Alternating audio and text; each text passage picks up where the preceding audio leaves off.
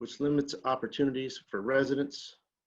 Attracting businesses to these communities is difficult. Where there has been some success, where there exists a large business or large nonprofit to build around, that has generally not been the case for those communities without those anchor institutions.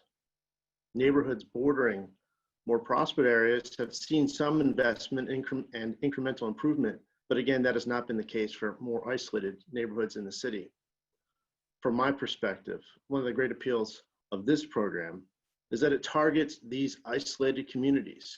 It views these communities as opportunities for growth and has a program that has proven successful. Another appeal of the program is its focus on entrepreneurship as a means of economic development and growth, which we at the bank have been focused on as well. In a speech last year at a business summit in West Virginia, our bank president discussed the role of entrepreneurship for growth.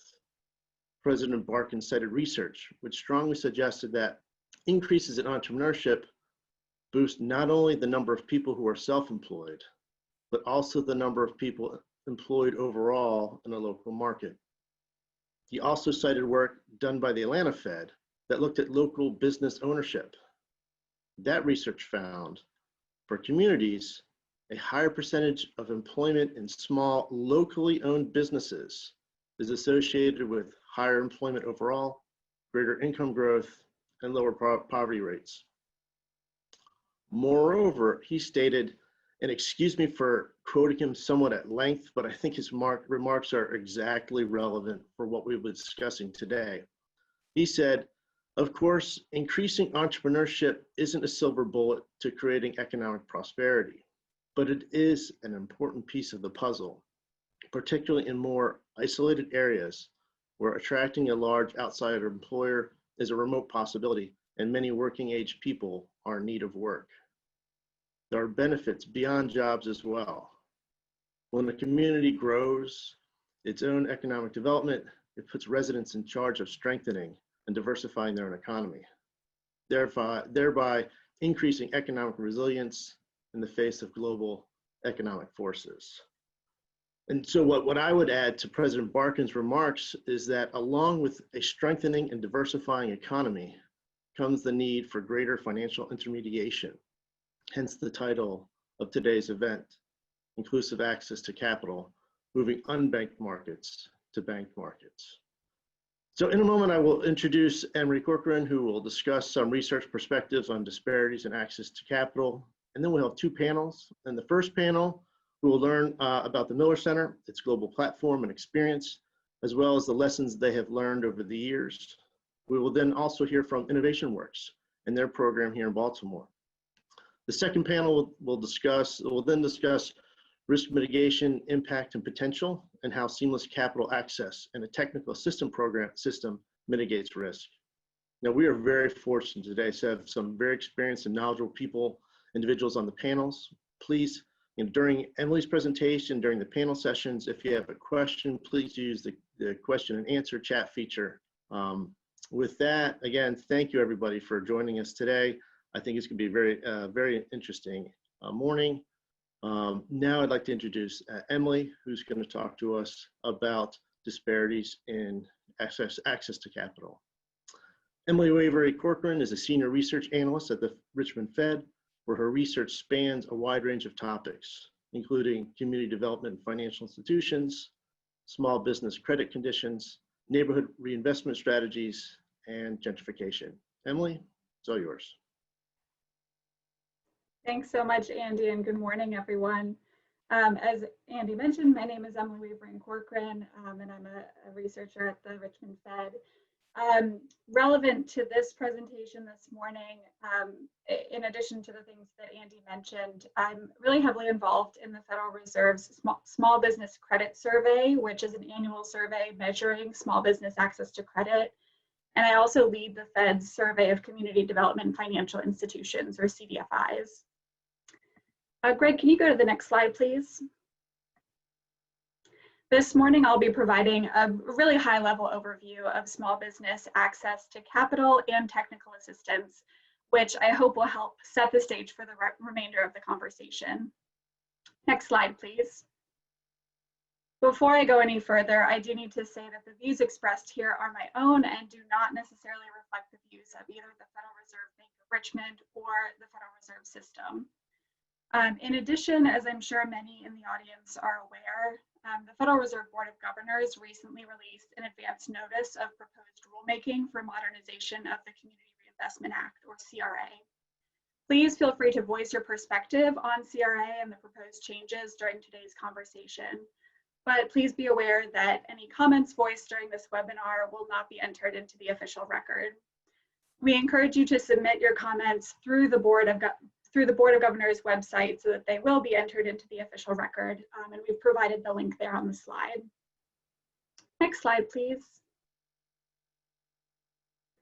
So to kick us off, let's start with some national benchmarks that just help frame small business lending generally.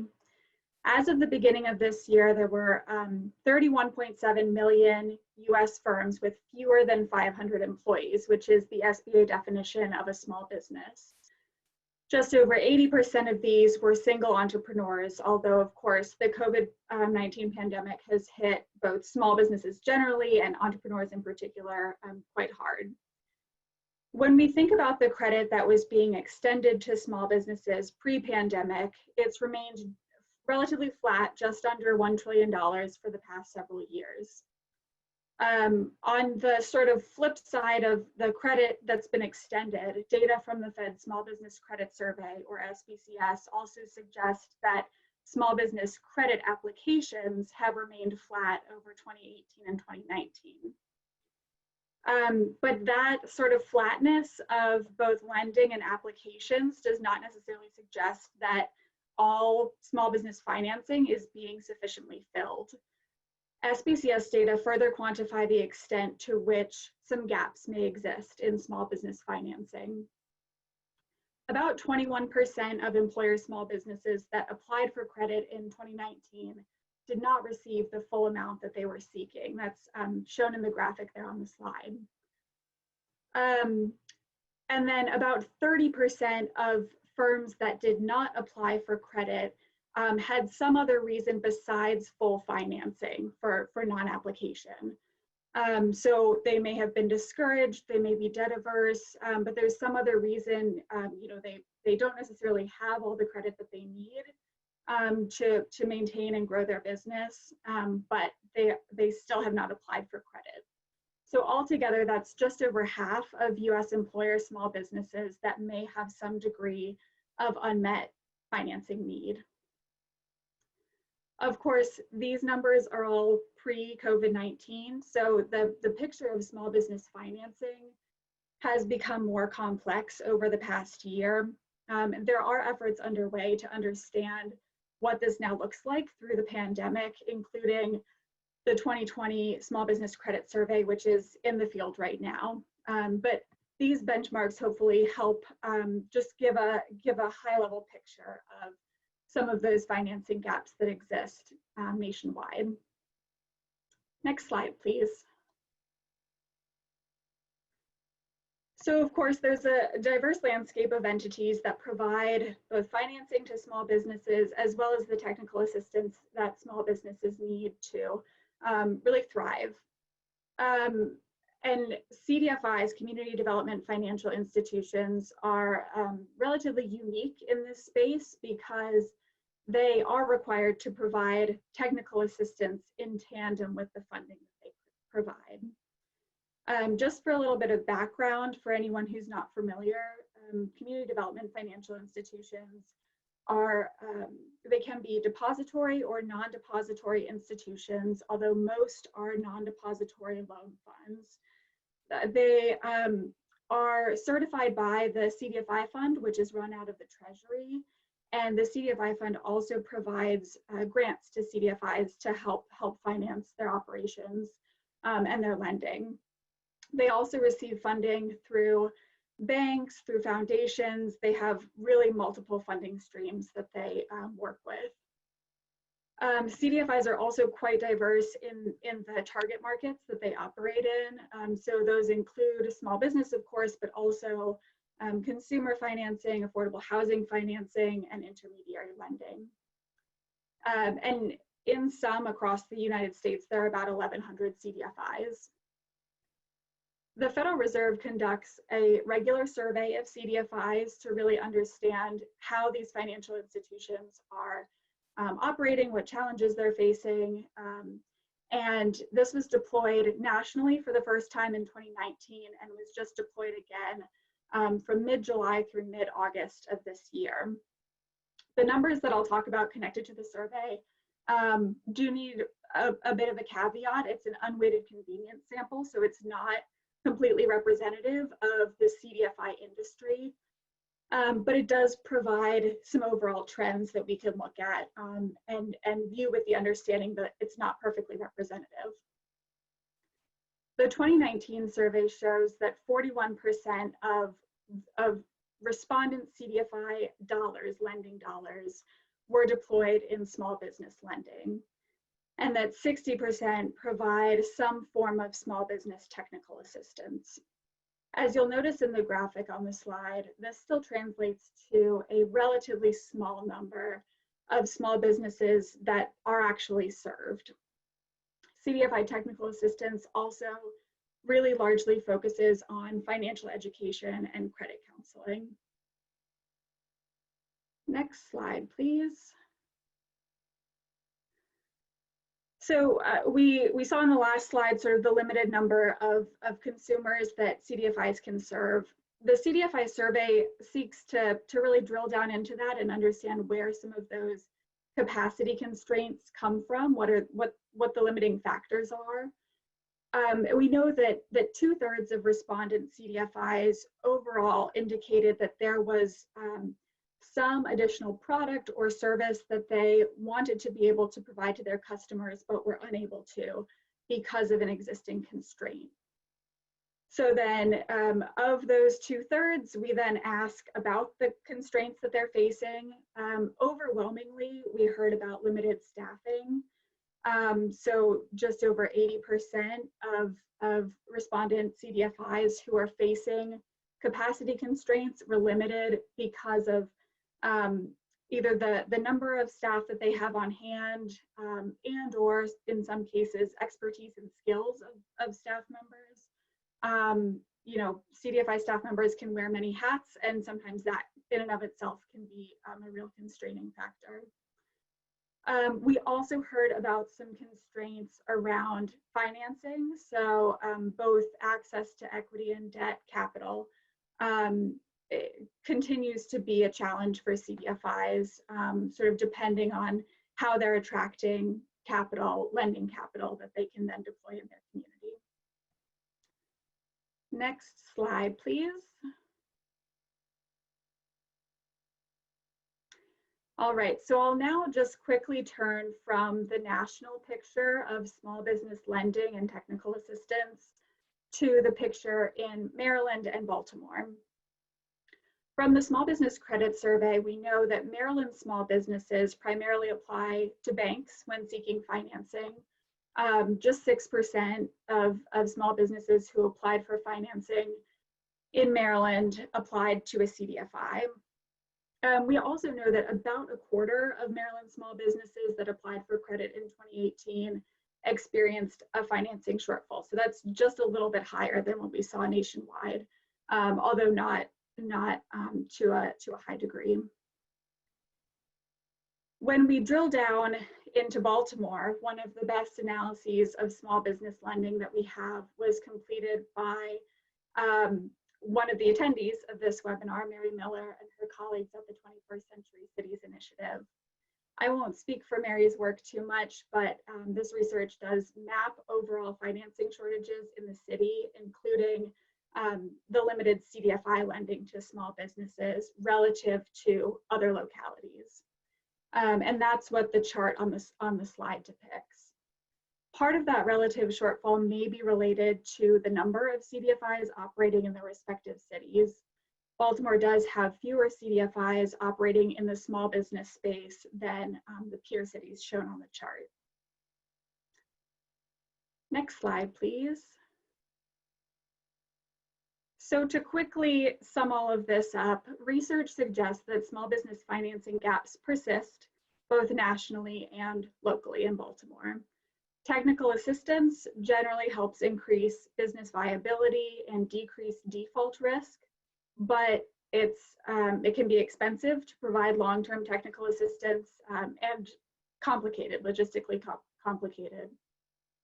CDFIs, which play an important role in jointly offering financing and technical assistance, face capacity constraints that limit the number of small businesses they can directly assist. And these limitations include both staffing limitations and capital constraints. Next slide, please. That brings us to the end of this very quick overview. I'll just note here that the Richmond Fed does have lots and lots of additional research on access to credit and related topics. We encourage you to connect with us by texting any of the keywords on the slide to 33777 to receive email updates. We're also on Twitter if you want to give us a follow. Next slide, please. Thank you all, and I'll be happy to take questions after the next round of panelists, or always feel free to reach out to me over email at emily.corcoran@rich.frb.org. And please do submit questions through the Q&A function as we hear from the next panelists, and we'll be happy to answer those questions in just a little bit. Now, without further ado, I'll pass it over to Pamela Roussos, the Chief Community Officer at the Miller Center for Social Entrepreneurship.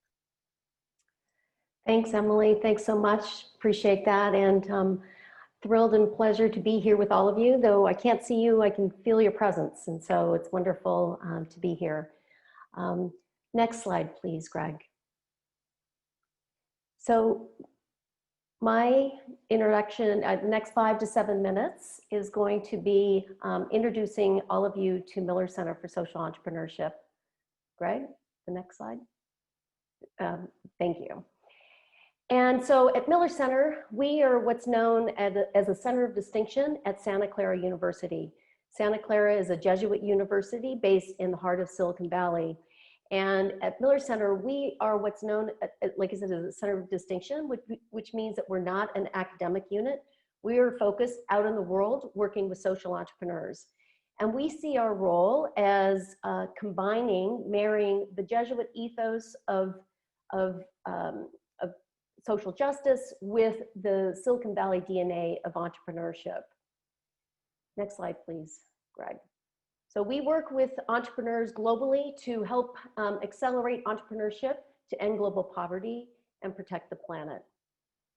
Next slide, please, Greg. For 17 years, we've worked with over 1,000 social enterprises based in 100 countries.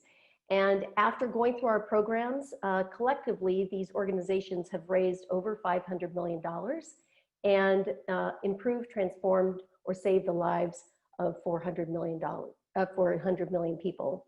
And you heard from Emily that many organizations are struggling to find capital that they need to be able to build and sustain their businesses. And that really is our focus. Next slide, please, Greg. Our focus is to work with these entrepreneurs to help them build sustainable and scalable organizations. These entrepreneurs are very passionate about solving problems of poverty, feeling intransigent problems of being able to provide jobs to marginalized communities, being able to provide healthcare to the poor, clean water, clean energy.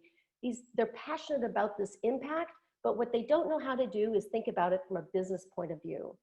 So that's what we do, is that we work with them to wrap a business model up with their impact model. So as their business grows, the impact that they're able to create in the communities in which they're working grows. And as their impact is growing, their business is growing too. So rather than having these things unlinked, at Miller Center, we really believe that successful enterprises, social enterprises, wanting to create a positive impact in their communities, these two things have to be linked. And then depending on where the enterprise is in their journey, if they're further along, helping them think through how to build scalable operations and such, how to build their organization as it matures. So we walk with them, we accompany these organizations through the scale and growth of their organizations. And with that, in every step of the way, entrepreneurs need investments, need capital in order to do the work and the amazing work that they're doing. Earlier in their development, they might need grant capital, might, $30,000, $40,000, but then over time, they might need $2, $3, $4 million in order of debt to be able to do the work and scale their business. So we are able to do that. And we have structured curriculum that helps these entrepreneurs along the journey. But really where the magic happens is that we pair the entrepreneurs up with mentors. These mentors are typically Silicon Valley executives, people that are running, building businesses, have already done that, are C-suite executives. And they are working with these social enterprises on a weekly basis. So even before the world knew about Zoom, our mentors and our social entrepreneurs knew about Zoom because they're working with their mentors on weekly calls in order to take the concepts that we have in our structured curriculum and apply it directly on their business. So that, next slides, please, Greg. When they're finished with our programs, they have all the elements that a good business, a successful business needs to have in place. We've talked about their impact model and a business model. We help them with the mentors help the entrepreneurs think about their growth plans. What are they going to do 2, 3 years from now? We help them think through their justifiable ask, which I'll talk about in a minute. They have a financial model that supports everything that they want to do, an in-depth financial model so that they can show an investor about, that the rigor of their thinking about this. And then they have all the kind of day-to-day tactical things that a business owner needs to have, a staffing plan, program plans, an operating budget, all of those aspects, and then have identified their KPIs, their key performance indicators, in order to measure success, be able to have a rigorous process in order to review the success of the business, where challenges are happening, et cetera. So all of this comes together, the entrepreneurs working with their mentors in order to have something that's very practical and that they can use to run their business. Next slide, please, Greg. So I mentioned about the justifiable ask. And so what we want to do is help an organization, an entrepreneur, speak the language of investors so that when they go and ask for capital, when they're applying, as Emily was talking about, the applications and such, that they're speaking in the language of the investors. So it starts with how much money they need. And so, and because they've worked with the mentors and figured out their growth plans and such, they know exactly how much money they need. Thinking about the various types of capital that are available, whether it's grant capital, debt, and equity, making sure that the entrepreneur understands the trade-offs that they're making when they're asking for specific forms of capital, and making sure that the business can support that type of capital. Being able to be very articulate about how they're going to use these funds. And then the final thing is being able to tell an investor what the return is going to be to them. So certainly the entrepreneurs that we work with have social returns, more people going into clinics, more jobs created, more people drinking clean water, but then also the financial returns for the investments, that if they get a loan, that they can pay that loan with an X% interest rate. And again, they've got the financial model in place to prove out that everything is coming together and they can do this. Next slide, please, Greg. So, sorry, this is kind of hard to read. So this is kind of the profile of our mentor network. And I said that our secret sauce about the way and the way that we work with the entrepreneurs is through our mentor pool. And you can see, or not see so well on these slides, that most of the mentors that we have over 250 mentors in our pool right now, have C-suite experience. They have many years of experience in building and running their own businesses. And so they're able to translate all this experience in order to support these entrepreneurs. I myself actually started mentoring with Miller Center over 10 years ago. And there's nothing that I get more joy and internal satisfaction in working with these mentors or with these entrepreneurs. I've built and run venture-backed software companies. I have experience that can be practically, the good and the ugly, that can be practically applied for these entrepreneurs so that they can create amazing impact and social good in the world. And our mentors feel, all of our mentors feel exactly like I do. They are just thrilled to be able to support these entrepreneurs on their journey.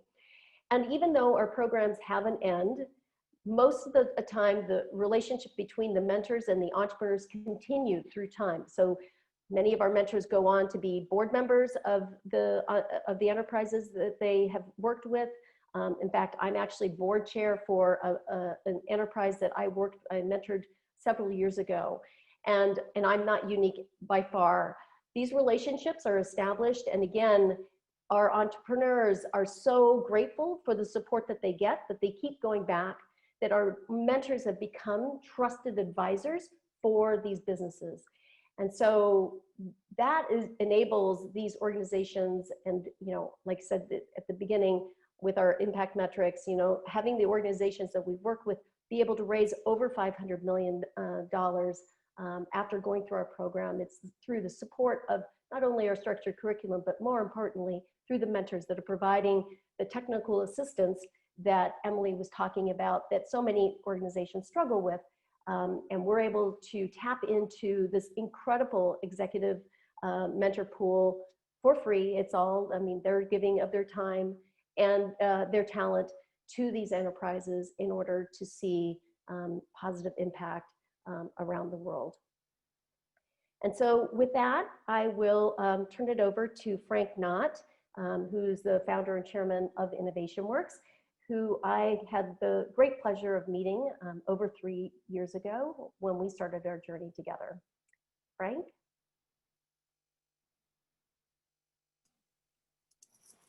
Thank you very much, Pamela. I want to also make sure that anybody, I noticed there have been some questions already asked for Emily, which will be answered in the panel. Make sure if you have questions for Pamela Russos as well, that you post them so that Peter Delker can make sure we get those questions answered during the presentation.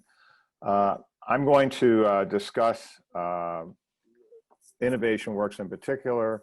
Jay Nwachu, our President and Chief Innovation Officer in panel 2, will facilitate and discuss the role of Ignite Capital, our social impact fund, in partnership with InnovationWorks in building these entrepreneur networks across the city of Baltimore. Just to give you a quick background, I am a serial business and social entrepreneur for the last 50 years. As I was turning 70, Father Bob Hussey, who was the Jesuit provincial in 2016, approached me with significant concern by the Jesuits of the persistent poverty that remained in so many neighborhoods in Baltimore. And he was really interested to see whether the Miller Center model, which I was not aware of, might be applicable. And the Jesuits asked me if I would commit my time to lead a due diligence team to take a hard look at the Miller Center program and others around the world. And because Miller Center program was not already working in the US, it mostly works throughout the globe, could this be adapted to Baltimore and for a US market? So we started our conversations with the Miller Center in 2016. The thing that, and in parallel with that, we were conducting in Baltimore hundreds of community, philanthropic, corporate, and government leader listening sessions. And there are a number of things that we learned through this due diligence and through the listening sessions. What we learned from the Miller Center was that the reason their model was the best practice model in the world by far was because they focused on building a long-term model. Entrepreneurial success does not happen in months. It takes years. And unfortunately, because of the lack of resources in technical assistance, as was described by Emily Corcoran, that's available through CDFIs and other kinds of small business development resources. It's really critical that, the typical entrepreneur takes 3 to 5 years to get their business up and running and on a sustainable path. And most technical support is for months, not years. And it's expensive. And we felt like the Miller Center had really broken the code on how to produce effective long-term mentoring programs. We also learned that by supporting mission and impact-driven social entrepreneurs, they are more likely to stay in a community, create jobs in the community, and create local ownership, which retains wealth and creates and retains wealth. We also noticed that Miller Center was widely supported by entrepreneur funders and philanthropies investing for the long haul, whereas a lot of community economic development programs are funded primarily by public and some philanthropic efforts and a little bit of individual funding. And the final thing is that Miller Center is entrepreneur-led, as we were really stunned at the level of entrepreneur experience that existed at Miller Center in not only the staff, but the mentors. And when we looked at the mentor program, it was averaging about 2 hours a week, 52 weeks a year for multiple years for every entrepreneurial venture. What we learned from the Baltimore listening tour, hundreds of interviews throughout the community, is communities wanted us to value their lived experience, and they wanted to be truly listened to, not just heard, but listened to, and to believe that they actually had good ideas no matter their circumstance. It was very clear that a lot of the problems that were arising out of these neighborhoods, which in Baltimore we typically call the black butterfly neighborhoods, that we have to name the problem. And if you're going to have a mission, you've got to know what the problem is that you're trying to solve. And Baltimore's problem is a very significant neighborhood racial wealth divide. And if we weren't going to transform the situation, if we were going to try to transform the situation, we really had to address that divide. A really interesting quote that came out of multiple sessions is, "Don't promise us a 6-year vision with only 6 months of dollars in your pocket." We heard that refrain time and time again. We also, in our surveys, recognized that a significant amount of the innovation assets in Baltimore, through the universities and others, a disproportionate level of candidates that go into those programs are white men. And there was a real paucity in the availability for women and entrepreneurs of color. So it was really important to focus on that. And then to focus on investing in neighborhoods from an opportunity rather than a deficit perspective. Our experience has been that the way investments were being made across the city was looking at these neighborhoods as problems and not assets. And so if I'm an investor, the way I invest in problems is limited. The way I invest in opportunity is strategic and significant. And finally, we needed to be what the innovation ecosystem wanted was a value-added partner that could fill the gaps that were not being filled in the system and add value-added effort to each of their efforts. And that's why we become such a valued partner throughout the city. There were 2 challenges we were trying to address, and that was, can the best practice global model be adapted and work in the US? And and from an investor standpoint, did investors believe in the potential we saw to create the large number of businesses we felt could be created in these cities? And could Innovation Works earn the neighborhood trust? Next slide, please. In order to address all these findings and to really reach the level of success we thought was necessary to transform and reduce the racial and wealth divide in Baltimore, we built a 3-pronged strategy. One prong of that strategy is at the neighborhood, where we create strong neighborhood networks, similar to what Miller Center does internationally, with trusted NGOs. We link up with trusted neighborhood partners. And they could be churches, they could be community development organizations, they could be a small neighborhood association. The key is, are they trusted by their neighbors? And do they have the authority from those neighbors to be an authoritative convener and help us uncover the entrepreneurs that are already there? Secondly, we have strategic initiatives in the yellow on this slide. And strategic initiatives are really focusing on key issues, whether it be food security, whether it be digital divide, whether it be chronic disease, whether it be interesting areas of opportunity. For instance, we are focusing on a brand new strategy with a number of entrepreneurs in the area of reclaimed urban wood, which has multiple entrepreneurs we can build, and Baltimore has the opportunity to become a national leader in that market. And it's an significant emerging market. And then we have social enterprise development. That's where we work with existing organizations that are already in place. A number of larger nonprofits who have divisions or programs that have been typically grant-based, that we're trying to move towards an earned income model. So by focusing on these three strategies, we're able to look at building not only sustainable social enterprises, but building sustainable neighborhood economies. And that's a combined focus that we have on both sustained neighborhood economy and sustainable social enterprises. And next slide, please. We use the social enterprise definition in the Miller Center, which is an impact-driven organization that builds its business plan around the impact, and then surrounds that impact plan with a business plan. And so that the impact is integral. And the experience of Miller Center has been, if you do that, those social enterprise businesses that become financially sustainable will stay rooted in neighborhoods, as opposed to just be wealth driven and then just sell out at the greatest opportunity to somebody external and then have that company move out of town. Our focus is growing jobs in these neighborhoods. And as we go back to that original goal, 250 sustainable social enterprises, creating 5,000 family wage jobs and $100 million in invested capital in 10 years, and which would be by 2030.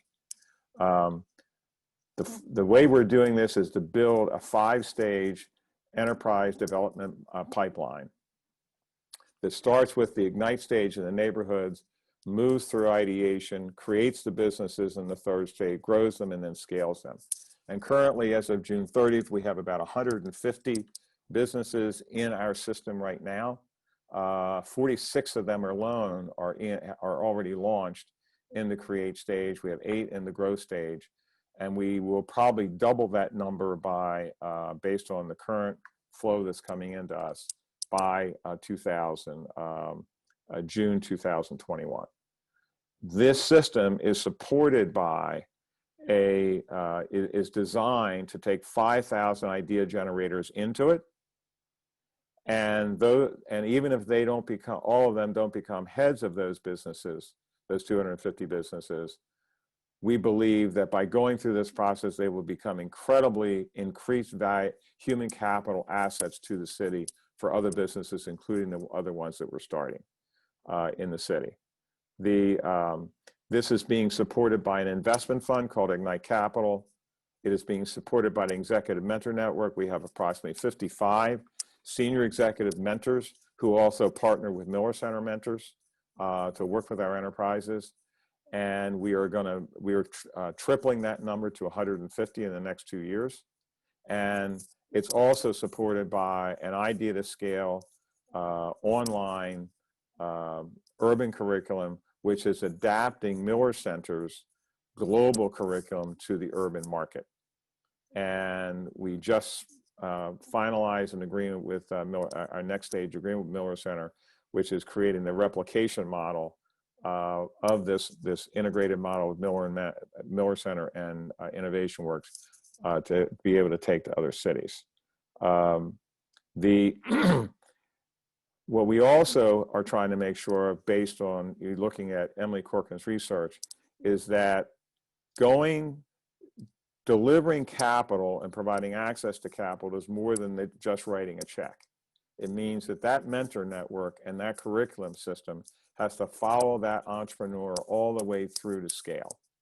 And that's what we've invested in and are committed to doing. It's the first idea to scale pipeline in Baltimore, one of the first in the country. And it's the first to link all three of these fundamental underpinned systems together. Next slide, please. As with Miller Center, Innovation Works is based on Ignatian Jesuit values. And fundamental to those values is the concept of accompaniment, where we walk with the people in these communities alongside them, value their lived experience, call them to and help them achieve excellence, make sure that it's an inclusive process, and ensure that there's a heroic vision.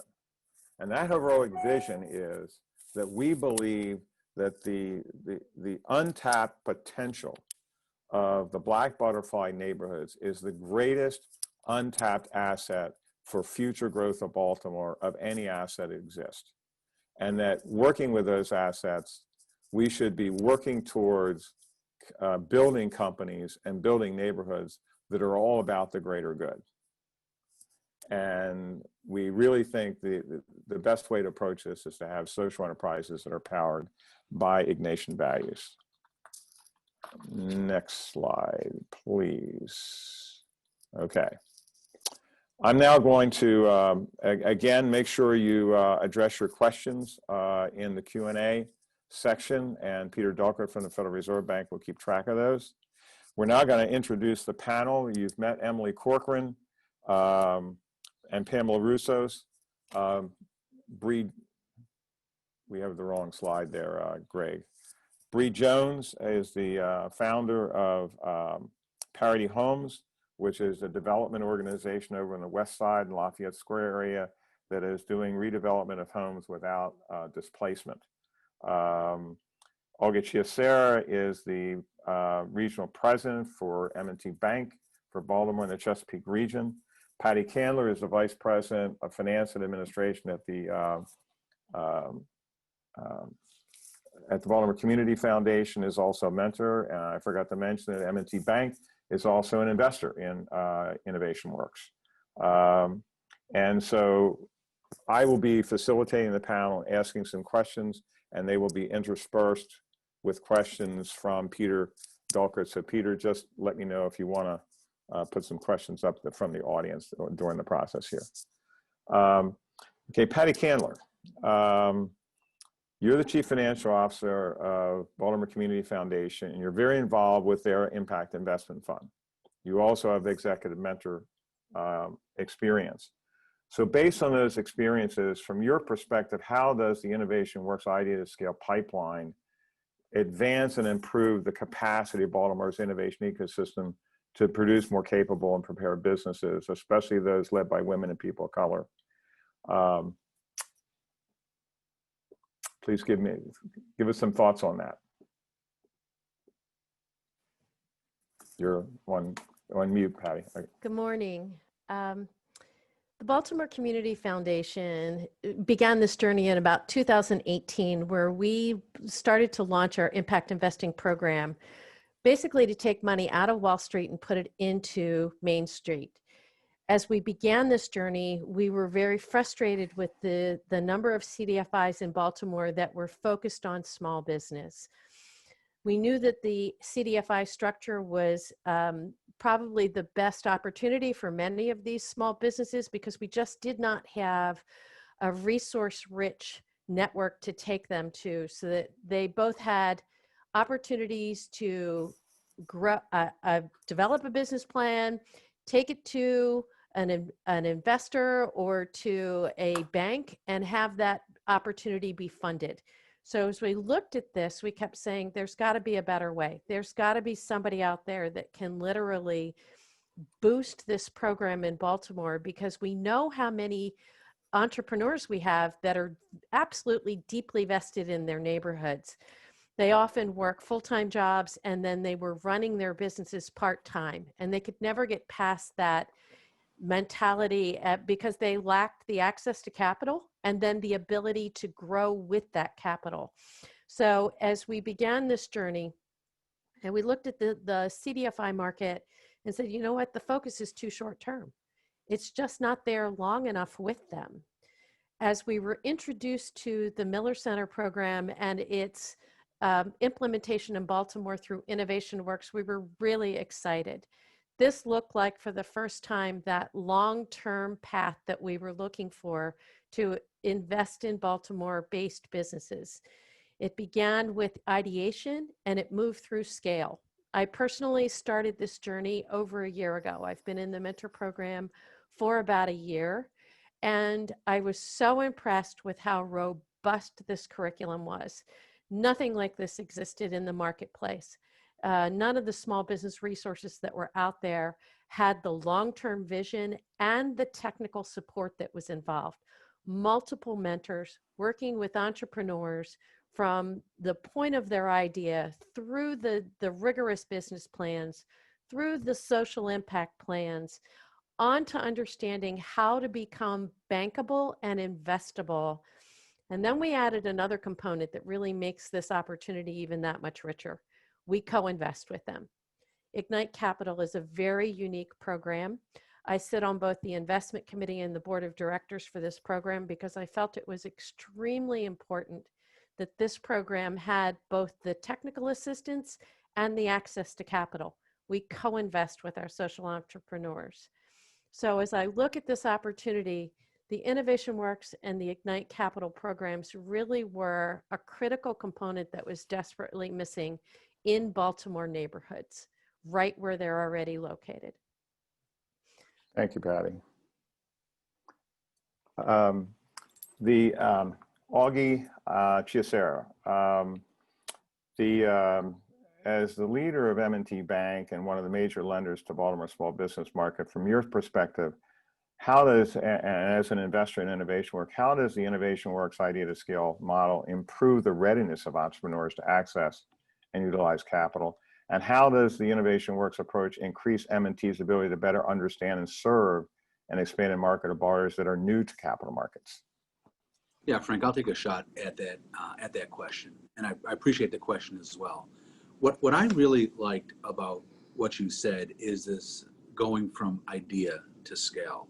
And Pam talked about it a little bit in her opening comments, and there were three things that jumped out at me in terms of what it means to be at scale. Number one is you have to have a business idea or service that is going to result in sort of repeatable and predictable cash flow. So is there a core idea and service? And I think you talked about that quite a bit. You know, secondly, and where I think this program gets pretty interesting, is you've got the ability to wrap some legal structure around this as well. And by a legal structure, meaning do we have, or does the entrepreneur have what's in place to be able to support that business that creates a sustainable cash flow and the repeatable cash flow? And then the third piece, where I think Innovation Works can help significantly, is on the accounting and reporting side. So do you have in place an ability to communicate the results of that business in a way that is meaningful and consistent and attractive to investors? And you know, the other piece too that you had mentioned is this need for entrepreneurs to have capital. And you know, Frank, there are two types of capital. I mean, there's equity capital, which takes on a fair amount of business risk, and then there's debt capital, which is where M&T comes in and CDFIs come in, which provide a level of support to the business after they've demonstrated an ability to produce cash flows that are repeatable and predictable, and have a structure in place for us to be able to do that. And to me, that's where the magic really happens. 250 mentors available through a program like this could be a really positive, powerful way for us to provide, for the organization to provide direct advice and guidance, so that when the firm is ready to access either the equity market for private investors or the debt market by going to a CDFI or a bank like M&T, they've done the groundwork to make that process much smoother. Thank you, Augie. Bree Jones, you are an incredible entrepreneur and really invest in your community. Thank you, Frank. And we've certainly enjoyed having you along for the journey for a good while now. As an entrepreneur who's experienced multiple aspects of Baltimore's innovation ecosystem, how does the Innovation Works idea to scale development pipeline differ from other services? Does this difference make it possible for your business to become more sustainable? And why do these differences matter to you as a Black woman entrepreneur? Sure. So first, I like to always start from the lens of systems. And this country really has not truly acknowledged or reconciled the deep harm it created in Black neighborhoods and communities with intentional race-based policies of disinvestment. We continue to talk about marginalized communities as if their existence is happenstance. And we don't talk enough about this with intentionality and acknowledgement of the harm done. To make matters worse, the current administration has rolled back requirements for banks and lending institutions to report its lending activities according to race, and it's gutted CRA requirements.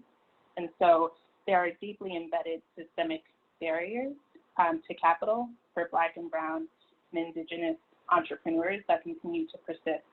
And it'll take intentional and purposeful investment by institutions to repair that harm.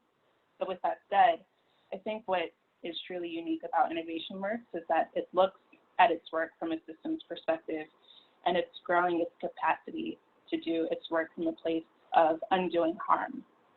Innovation Works is creating a network of mission-aligned investors, and it's beginning to reframe for these investors what is risk, what is impact investing, how do we reposition the power dynamics associated with wealth and money so that we look at our entrepreneurs as whole people with agency and wisdom who are equal partners in the investment exchange.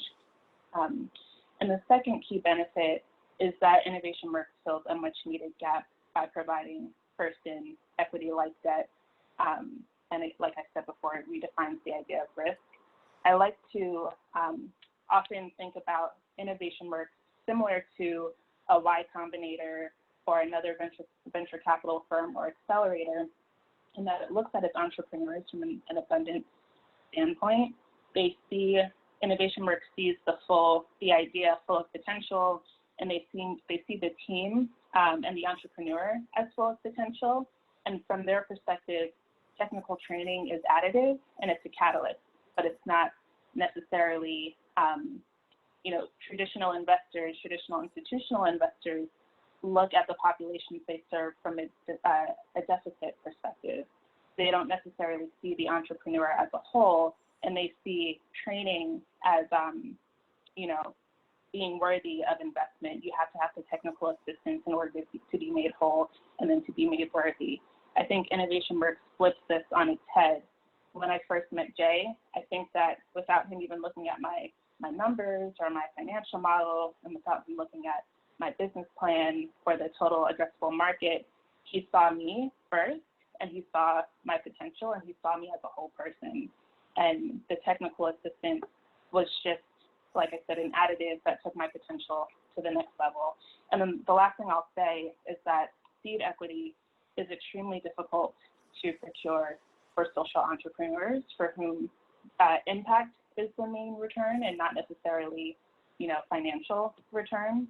And by and large, Black and Brown communities and entrepreneurs don't necessarily have, that uncle that we can tap and ask for $100,000 in seed financing for a friends and family round. And we don't have necessarily a garage to run our office out of.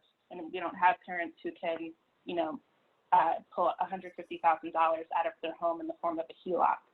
So first in flexible capital for social enterprises is extremely hard to come by. And that's another really innovative and very useful aspect of Innovation Works.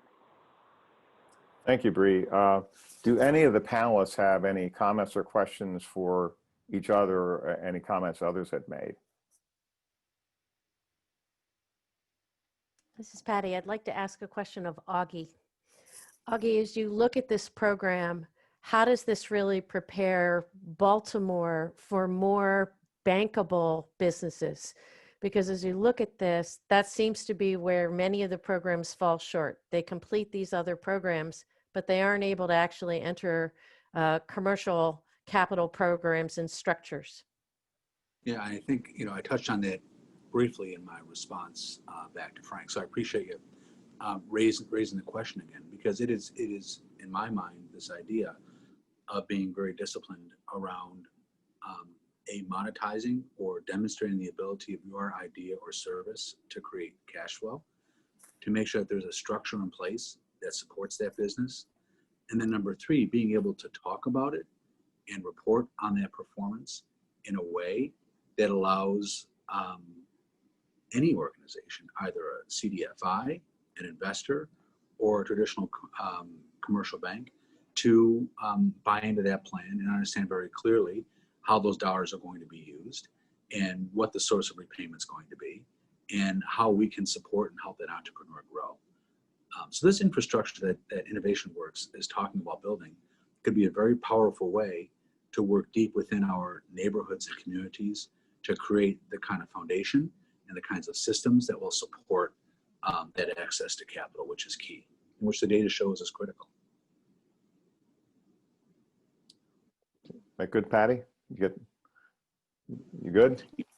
Thank you. Frank, I think what I would be interested though in understanding is what mechanisms or methods can we use to be able to find those entrepreneurs to become potential partners with an organization like Innovation Works.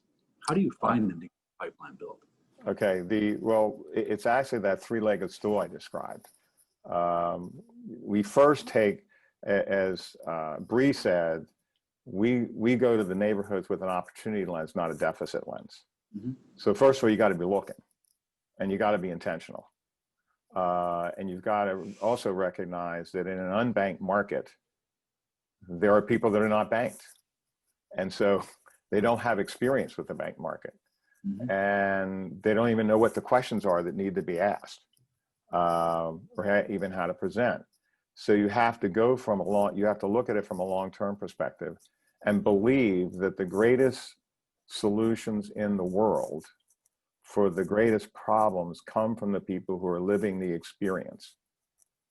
And too many programs and too many individuals with privilege and access to wealth look at problems as needing somebody from the outside to go do something for the areas that have problems, as opposed to going in and, as the Ignatian values teach you, is you accompany people and you're really opening to truly listening to the ideas they have based on that lived experience.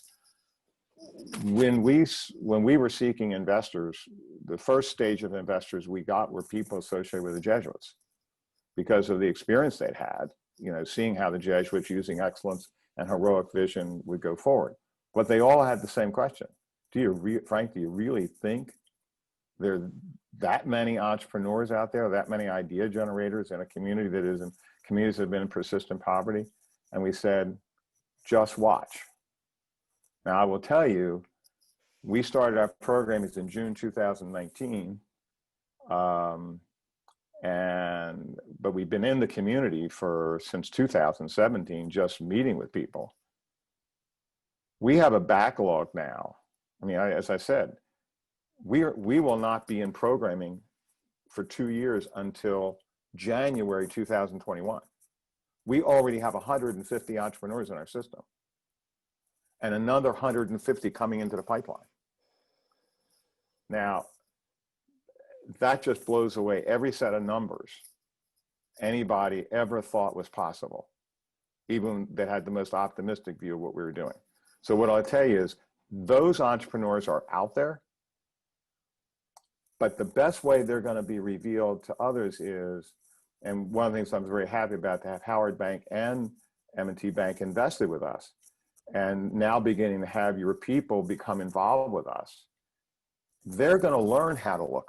They're going to learn. So the best way to find this opportunity is to learn how to accompany, because trying to find opportunity in a market that's unbanked and in a market that it looks a lot differently than the places we live, for the most part. You have to learn, and you have to have guides that know how to teach you how to address that market.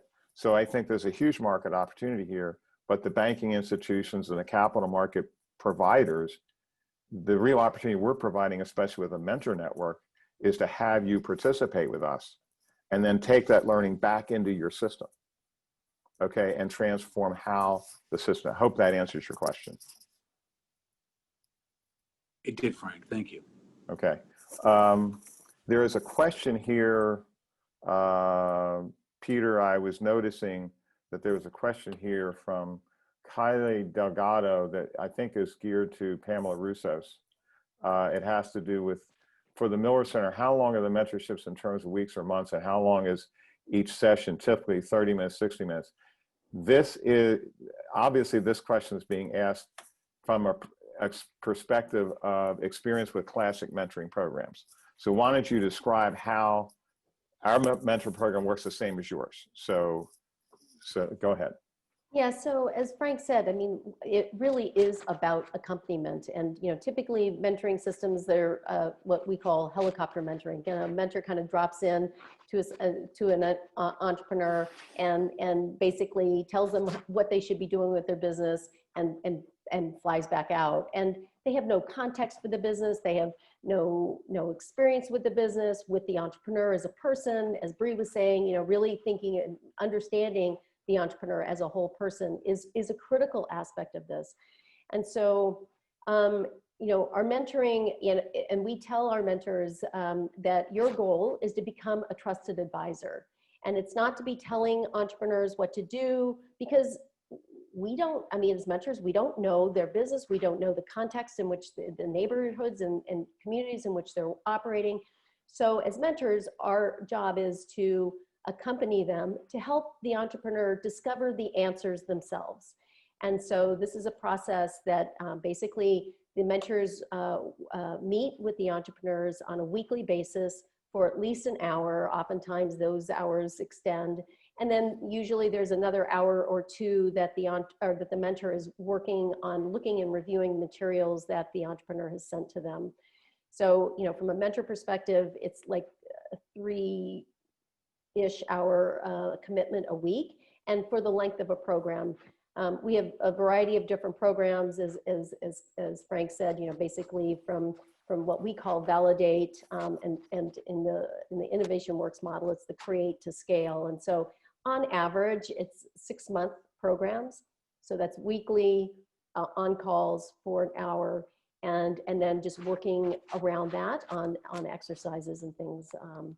So again, but really it's being able to, in the first few meetings, it really is understanding the business, understanding the person, and then being able to get embedded into that business, really understanding the business itself, as well as the people that, and even more importantly, the people that run them.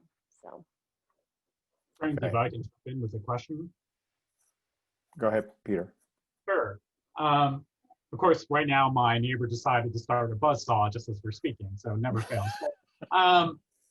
So let me ask you a provocative question, a little bit to stir the pot a bit. Can the speaker speak to what is needed to create more access to capital in Baltimore? From the questioner's perspective, it's clear that CDFIs and banks aren't lending to a ton of small businesses and startups. Is the only answer to go around the system, like Innovation Works, or with Ignite Fund, to make up such a gap? If I could jump in, you know, never afraid of a little bit of controversy. I really appreciate that question because, again, I just want to reiterate that oftentimes in these settings, we look at the entrepreneur as the entity that needs the work. I would like us to start to look at the institutions as the entities that need the work, and to look at the institutions as deficient and rooted in, you know, historical oppression, and how can the institutions change at a deeply systemic level to increase that capital. Technical assistance is important but it's not actually going to be the panacea for this issue. Patty, did you have something you want to say? I do. In looking at how we have brought the social entrepreneurs through the program, and in a parallel track, brought private local investors to the table and created a visibility for these entrepreneurs that really didn't exist. Creating that type of community investing in community is much more critical to the success of these businesses and to the success of a program like this, because it's really based upon grassroots types of connections that are going to be made. And those are the things that I think that you can't necessarily solve just by a banking system or a CDFI system. When people invest in their neighbors, you see a difference. That's excellent. And the only other comment I would make, Peter, to this would be, I've been working in poverty regions for the last 25 years after I was running my entrepreneurial businesses. And what I've learned is that the perception of risk of investing in opportunities coming out of communities in poverty or that have not been invested in are based on a perception that is created from afar. It's not based on a perception of actually being in that community. And we have found that the risk levels are not as great as one thinks. And I think the biggest because we have Ignite Capital has a co-investor network model. So a bank or individuals can co-invest alongside Innovation Works or Ignite Capital and our Innovation Works model to make that work. So I think that the way capital is going to get, I'm a private sector guy. I believe strongly in the capital markets, but I also understand that there's a belief structure and an understanding structure that has to be built around a community that has typically not been unbanked, has been unbanked. So it's that willingness to invest in learning and then taking that learning and applying that knowledge internally in partnership with an Innovation Works and Ignite Capital that walks through those communities over time will naturally increase access to capital, because trust relations will be built, better understandings will exist, and there'll be a much better educated market to access that capital. Peter, I think we're going to move to the next panel. A lot of good questions have been coming in. If we don't get a chance to answer the questions directly, we will be answering them after the webinar, and we'll talk about those next steps at the end of the session.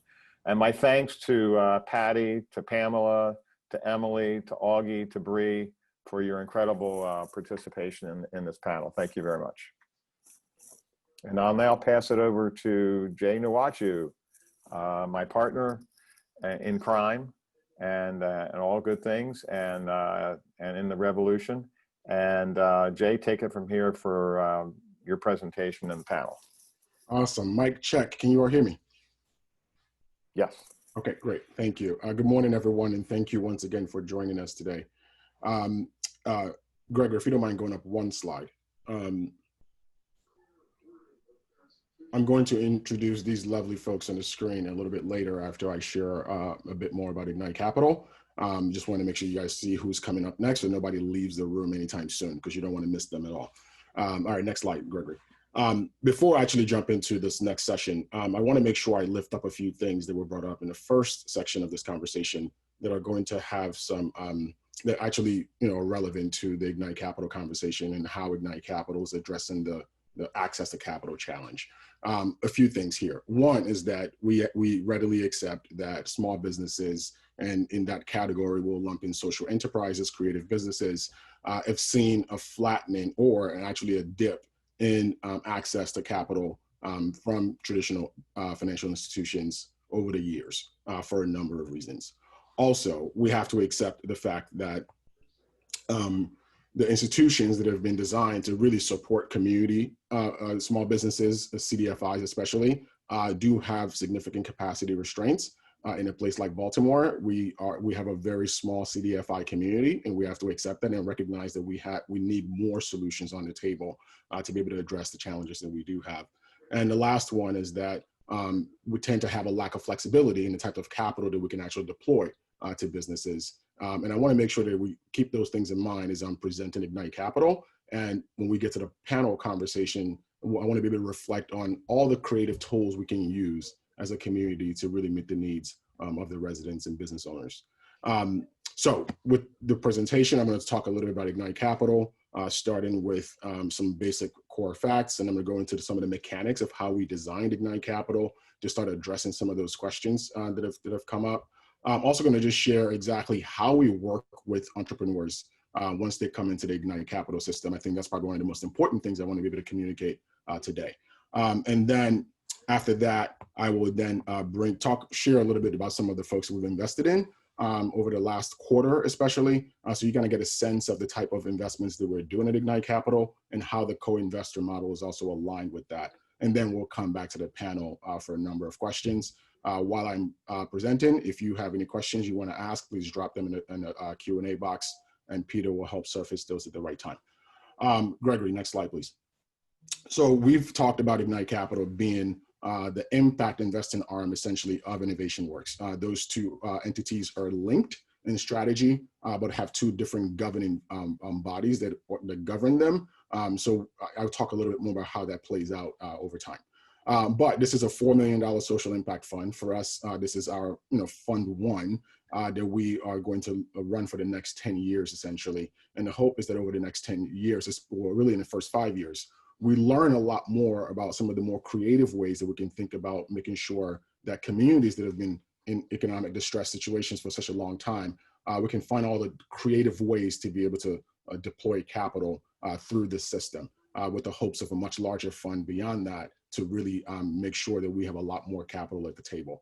The goal of Ignite Capital is to empower and resource residents and business owners in the historically distressed communities in Baltimore City. That is the core purpose of this fund.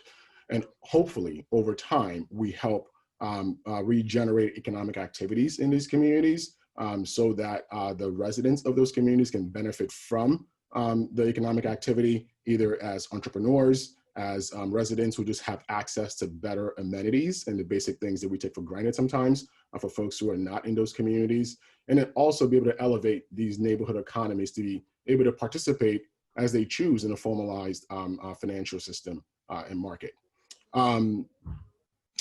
Next slide, thank you.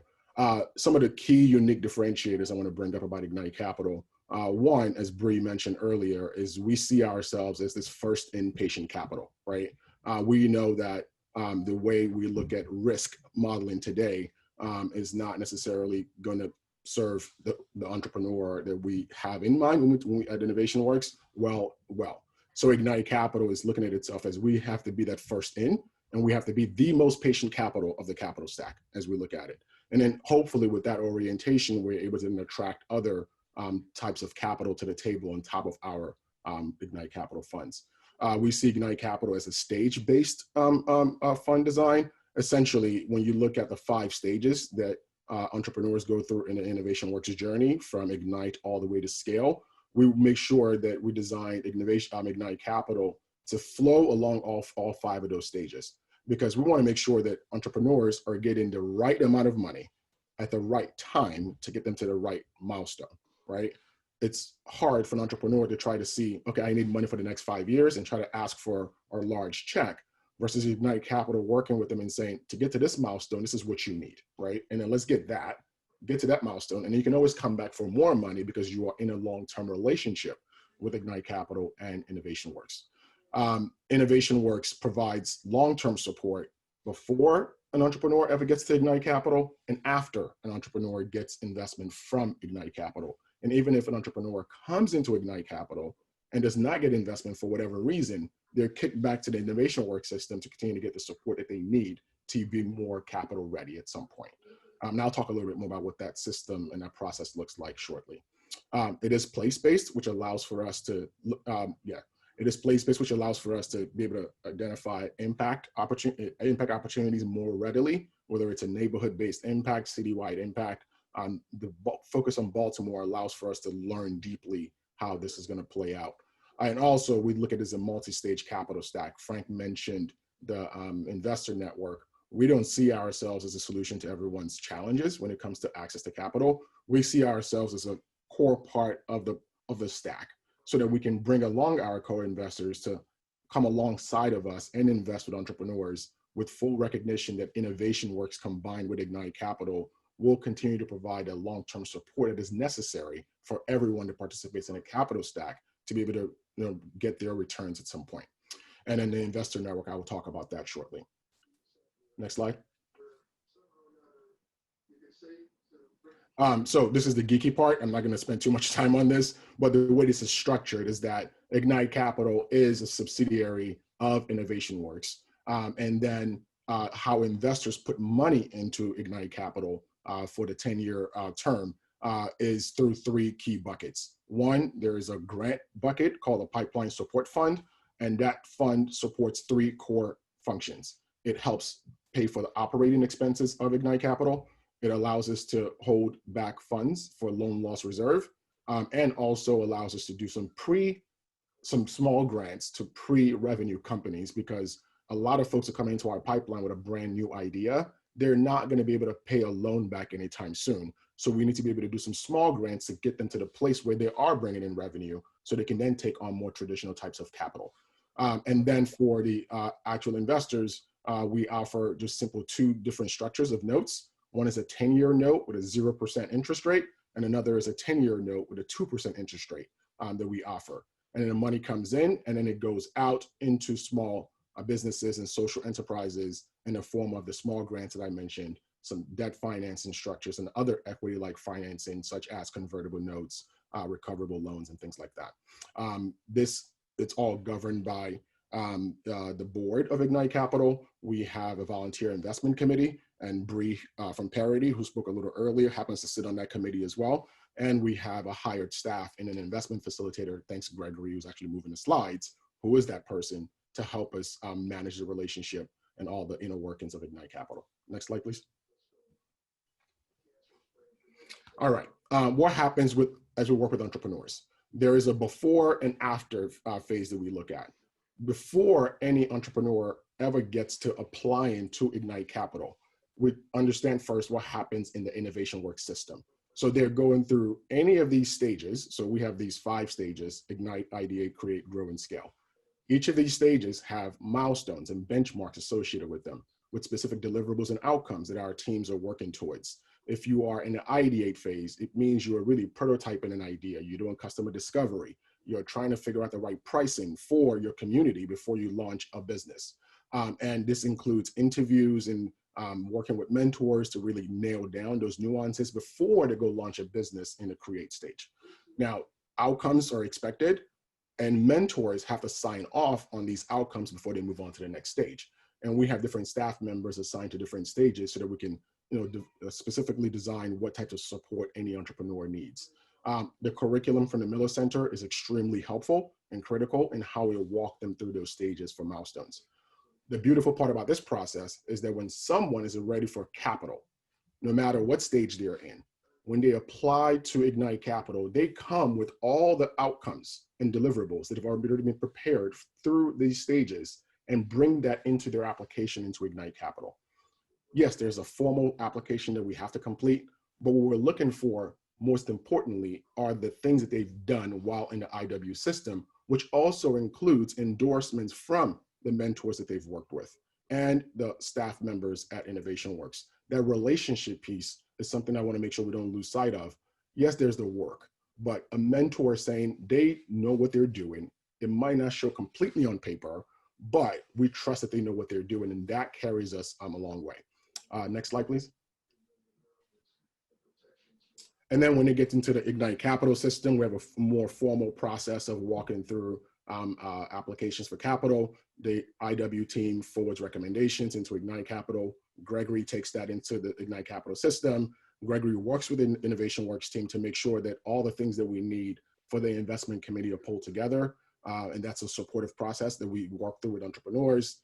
Investment committee conducts preliminary interviews and reviews the documents. meet, interview social entrepreneurs. At some point, the investment committee is forwarding recommendations onto the governing board of Ignite Capital, whether it's a recommended yes or no, or we don't know. And the board actually makes the final decisions on what investments are actually being made. And if there's a recommendation for a no, the governing board has the ability to say, no, we see something here, please work more on this, right? And kick it back down to the investment committee. And then once the social entrepreneur receives funding, they're actually kicked back into the innovation work system with a long-term mentor assigned to help them manage towards those milestones that are associated with their investments.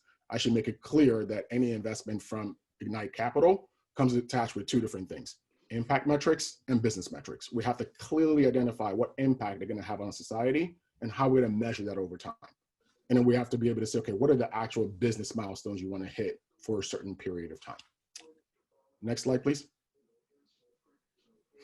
Some of the businesses that we've invested in over the last couple of months are here. I will say just in Q1 of this year, we have made $120,000 worth of investments into 3 different companies. But alongside that $120,000 worth of investments, we've had co-investors come alongside and brought an additional $125,000 to the table to round it up to about $250,000 invested in these entrepreneurs just in the last 3 months alone. We have 2 more that we're working through in the next month or 2. And you know, the types of businesses range. So Solab is a manufacturing entity in Baltimore City. We made a small investment to purchase additional equipment to be able to meet the demands of mask making as a response to the COVID-19 pandemic. Bree from Parity is on the list. She recused herself from the first process because she was a candidate in that point as a committee member, but her finance was to go towards acquiring properties for her project in West Baltimore. Ashley Williams of Infinite Focus Schools is an educational technology platform that focuses on social emotional well-being for K-12 students. Our investments to help her go to market and acquire her first set of paid customers for a subscription model. And then Chester France is, love this guy, 80-year-old social entrepreneur, born and raised in West Baltimore, retired clergy and business person, who is launching a manufacturing organization to hire returning citizens to make clergy and judicial robes to sell in the market and help make sure that returning citizens who have sewing skills from the prison system are coming back home with transferable skills and actually able to get family wage jobs. And then in a pipeline, Kenja Yasing runs an early childhood education center that she's going to be expanding and doubling capacity in East Baltimore. And Fenley is a product of the Maryland Food Bank that is addressing issues around food access across the country from Baltimore. Next slide, please. So I'm going to stop there. Actually, you can close out the slides, Gregory, so I can go to the panelists. Awesome. If you have any questions, once again, please feel free to drop them in the chat box while I get my notes up here to introduce the panelists. So we have first, I'm going to go down my screen here, Andy Bauer, who's a vice president and regional executive for the Federal Reserve Bank of Richmond. Michelle Geis is executive director at Impact Hub Baltimore. Paul Taylor is director of minority and women-owned business initiatives at the Baltimore City. And we have lastly, Marianne Scully, the CEO of Howard Bank. When I ask you your first question, please feel free to share a little bit more about yourself if you choose to as an intro before you answer the question. My first question will go to Paul. As a longtime quasi-public and public sector leader in Baltimore, you've seen a lot, you've been in the space of supporting minority-owned and women owned businesses for a long time. Given the conversation today so far, what opportunities do you see in how we move forward, both from the innovation work standpoint, Ignite Capital standpoint, and more broadly? And I also want to point out that you spoke to, in private, spoke to some of the models that we've had in the past and some of the shortcomings there. And what are some of the things we should be looking for in innovation and how we support small businesses and minority-owned businesses in Baltimore City? Great. So my name is Paul Taylor, as Jay said, and I, in the mayor's office, on the mayor's cabinet, working on small and minority businesses. But I've been in this space working with either BDC or the Small Business Resource Center for some time. And so I've had some really hands-on sort of experiences around what kinds of things can assist small businesses. And the one thing I really enjoy when I look at what Innovation Works is doing and why I think that works well, I liken it to, if you're buying a house, the first time you go out to buy a house and the loan officer starts asking you for a zillion pieces of paper, it becomes a very frustrating process, right? And if you've never done it before, you don't have somebody to help guide you through the process, it's a very, very frustrating process. However, the second house or the third house, it becomes much more you become much more comfortable, and you know what to expect. You know what information to get. Well, if you think about a lot of small businesses, especially in the minority business community, they have not had the uncle, they've not had the mentor that can help guide them through the paperwork and guide them through the information that's required in order to grow that business. And so having somebody there, somebody that you can call on, the mentoring, I think, is one of the most powerful components. So when we do small business development work, and Michelle will talk a little bit about this, I'm sure, what you find is people don't understand how many times you have to touch a small business, how it's a high touch, and especially when they've never done it before and they don't have the experience. And so the cost to doing that is very significant, and typically models such as the ones SBA uses and the SBDC and all, they don't really, they know what to do, but they don't have the capacity to do the hands-on hand-holding, the sort of walking people through. Somebody might just call for a mental health check-in or something, but they don't have that resource. And so I think, Jay, the program that we've been talking about for some time, I think is that model that supplants what has been traditionally used as, go and do it on your own and come back when you have a question. Well, this is something that I think is a mentoring program where somebody's riding with you. So I like the program for that reason. Awesome, thank you for that. Michelle, you are an early leader in the social enterprise movement in Baltimore and having a membership of several hundred businesses under your care at the Impact Hub.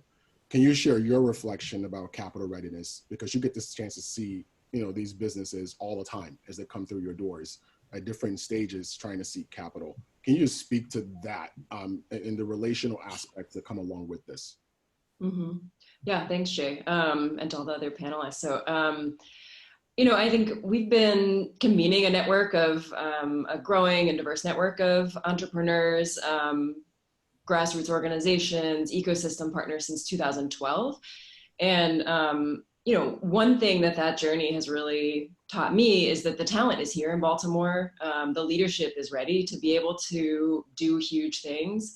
And what has been sort of holding us back as a city is there's, if you think of that system of support as a ladder, there's been a lot of rungs missing on that ladder for a long time. You have the sort of historic disinvestment in neighborhoods, the history of redlining, a lot of different barriers that people are faced with overcoming when they're starting their business here in Baltimore, regardless of what that model looks like. And it hits, entrepreneurs of color and women particularly hard because of those legacies and that history.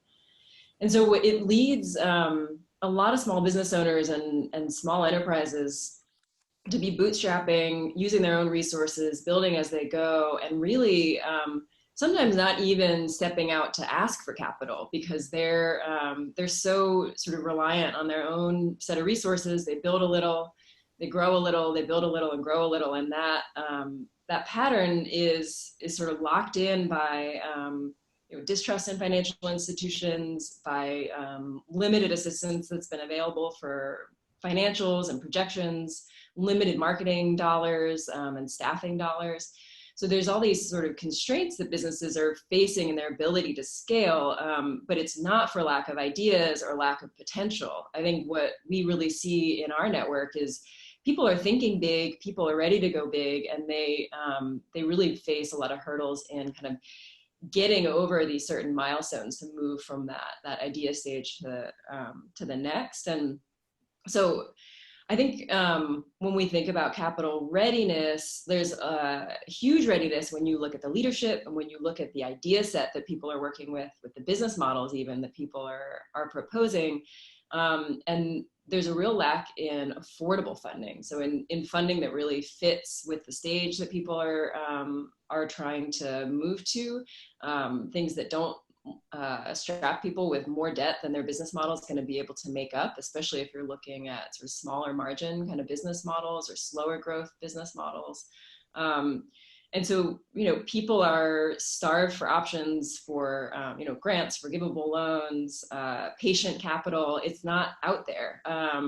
It's starting to show up during this crisis, and you can see the uptake is huge. BDC is right now putting out thousands of dollars of grants to businesses, and it's for survival right now. But you could easily translate programs like that into regular times, and I think you would see a real blossoming of people taking those first steps, getting out of the starting blocks, getting something moving, and really creating community assets that self-sustain.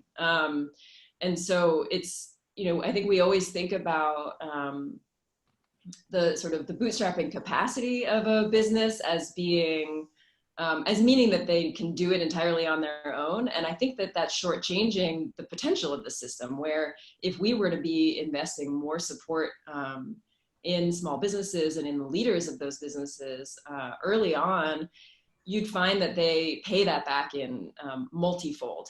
They're going to create jobs. They're going to be creating commercial leases. They're going to be transforming neighborhoods. They're going to be creating anchors and communities. And, when I look back over the last, decade or so that I've been able to sort of observe this system grow, that's what happens. As you add more rungs on the ladder, as you open more doors, as you create more access, businesses are getting traction, small businesses are growing, when they find that investment. And it's really just a matter of building those relationships and really tailoring tools to what people actually need. And so just to speak a little bit to one of the questions that keeps getting raised, and sort of the point that Bree raised in her comments too, is there's a mindset that Innovation Works is bringing to this work that I think is a scalable mindset. And that I think that if you think from the entrepreneur's perspective, they might show up in Innovation Works doorstep, but they might not. They might show up at M&T, they might show up at Howard Bank, they might show up at SBRC, they may show up anywhere in the system to say, I'm ready to go, I need help, I've got a great idea. And the more that we can replicate that mindset of trusted relationships, of investing back in communities, of believing in small businesses and entrepreneurs, I think the healthier the system will become, and the more we'll really be able to see a different kind of readiness. I think entrepreneurs are ready, and it's a matter of really meeting them where they are and believing they can do it. And we see that they will. Awesome. Thank you so much, Michelle. Marianne, you are a well-respected, admired banking in the region as CEO of Howard Bank. And also you are a proud supporter of Innovation Works and Ignite Capital. I have really a twofold question for you. And one of those questions is going to bleed into Andy as well. Given your bank's commitment to Innovation Works and Ignite Capital, what exactly are you seeing here as it relates to your bank strategy commitment to wealth generation for marginalized communities in Baltimore? And the second part of that question kind of speaks to some of a theme in questions that have come through the audience and how banks are approaching this issue. Stephanie mentioned what creative solutions are we looking at, like crowdfunding. Nick mentioned what exactly can banks do internally to adjust systems on their own end. And then Maddie and team spoke to what other creative solutions are out there, right? Marianne, so if you can just speak to what exactly are you seeing from your view? And then if you want to take an opportunity to tackle the other questions around what other solutions should we be thinking about? Sure. Well, I believe strongly, and I think that Augie would probably support this as well, that most banks do believe that by definition, you can't be any stronger than the communities that you serve. And so you have an embedded, vested interest in making those communities stronger. For us at Howard Bank, being a relatively smaller bank, we believe that our best approach to making communities stronger is to focus on the businesses in those communities. And so the work and the role of Ignite Capital and Innovation Works in strengthening the number of small businesses and the capacity of those small businesses is really intrinsic to that idea of understanding businesses make communities stronger. They're employers, and they are creators of wealth. And most businesses are private businesses. Most businesses are small and medium-sized businesses. And when you work with businesses over a long period of time, you gain a real understanding of what it is that allows a business to scale. And I think that Innovation Works and Ignite Capital inherently understands a great deal of that.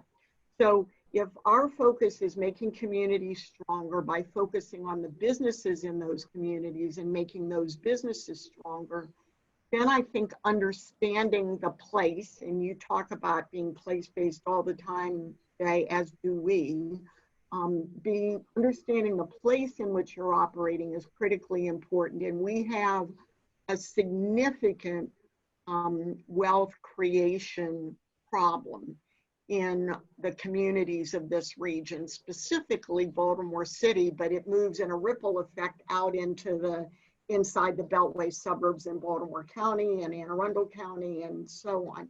So this wealth creation problem is a systemic problem. It's been created over time. It in turn leads to a societal problem.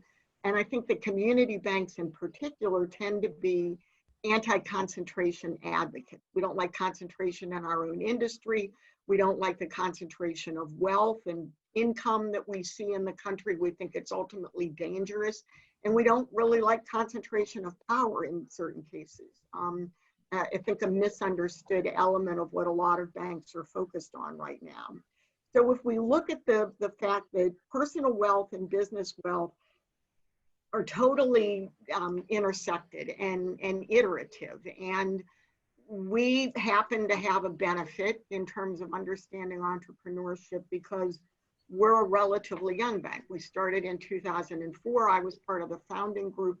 So I am an entrepreneur. I have a deep insight, understanding, and empathy for entrepreneurs. But I understand that starting a bank after decades of experience, which means that you've built human capital, decades of creating networks, which means you're now tapped into other human capital. So talk about technical assistance resources.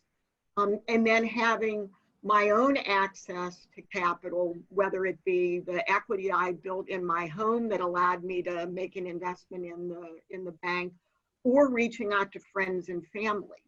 Most Baltimore City neighborhoods, if you talk about the importance of the capital stack and how you need to start with equity, you can't build a business sustainably on the back of debt exclusively. There are no friends or family that have that wealth. So this is a systemic problem, but we believe that creating stronger businesses allows individuals to also create wealth. So it helps to solve those societal problems. But what's the barrier? The barrier is that entrepreneurship requires a village. It requires an ecosystem, and there need to be different forms of capital, different sources of technical assistance, which provides the human capital. And so I think the key, and what we've been very focused on in our work with Innovation Works and Ignite Capital is one facet of that, is creating these networks, creating this infrastructure, creating this platform that allows budding entrepreneurs who do have the ideas, but don't necessarily have either the human capital or the financial capital, or even an understanding of where to get access to either of those capitals, begin to scale up and begin to build this stronger small business infrastructure that in turn will make the community of Baltimore City stronger. So whether it's the work that Emily talked about with CDFIs, and I would challenge us to not just accept the CDFI infrastructure for what it is, but to say, what can we do to make that a bigger, stronger infrastructure? Whether it's looking at the work that Mary Miller and others did on the 21st Century Cities Initiative, that talked about not only the role of banks in providing that debt capital, but talked about the fact that most of the venture capital in our region goes outside of the region. It goes to companies that are not based in the region. How do we change that dialogue? How do we change that lens? But we have to work together. None of us individually can do this. We have to create the awareness in the communities that there are sources of help. And again, Ignite Capital, Innovation Works, that's the basis of our support, helps to create that ecosystem. So you're not operating independently, you're operating with community organizations, you're operating with different sources of financing, and you're creating those different sources of financing through the Ignite Capital model. So I think that helps banks. I mean, banks' primary role in financing small businesses is always going to be in terms of numbers of debt role. And banks will often, wave the regulatory flag of why we can't necessarily lend to a business that has no capital and no track record. I think it's a more fundamental problem for banks. Banks are highly leveraged organizations themselves. We have maybe 10% of our assets supported by equity capital. The rest is debt capital, but our debt comes from depositors. And so there's a fundamental stakeholder responsibility to understanding your lane. Now we can move out of our lane incrementally, Community Reinvestment Act incentives to make equity investments as we have in Ignite Capital. But our primary role is always going to be debt and technical assistance. That sort of hands-on approach to doing business that Paul referenced. So being able to connect with the other institutions that can supplement the technical assistance and supplement the other sources of capital is really something that, to go back full circle, helps us make sure that we have a way to make our communities stronger through the businesses in those communities, but an acknowledgement we cannot do it alone. Awesome. Thank you so much for that, Marianne. Andy, thanks for hosting us, first of all. Much appreciated. You represent the Federal Reserve Bank of Richmond. Can you just help us understand exactly what's your stake in all of this as the Federal Reserve Bank of Richmond? And if you have any thoughts as well to some of the questions around more creative ways of making sure access to capital is not a myth and it's something that's actually can be brought into reality. Sure. Again, so yeah, I'd be happy to do that. Again, anything I said, I do need to say I have the same disclaimer as Emily that my views are my own and not necessarily those of the Federal Reserve Bank of Richmond or the Federal Reserve System. So I just want to get that out there. So why is the Richmond Fed so interested in this? And so, I mean, a lot of people know the Federal Reserve System as for, principally for the conduct of monetary policy. 8 times a year, the FOMC meets, makes a decision whether or not to change interest rates.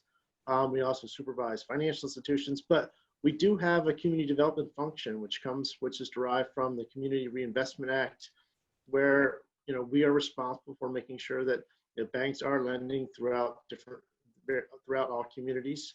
And within our own shop, our community development function, we see our role as in low and moderate income communities is promoting investment in these communities. And so we're always looking for ways in which we can partner with organizations within our district to help promote investment in low and moderate income communities. And that could come in a variety of different ways. It could be focused on affordable housing.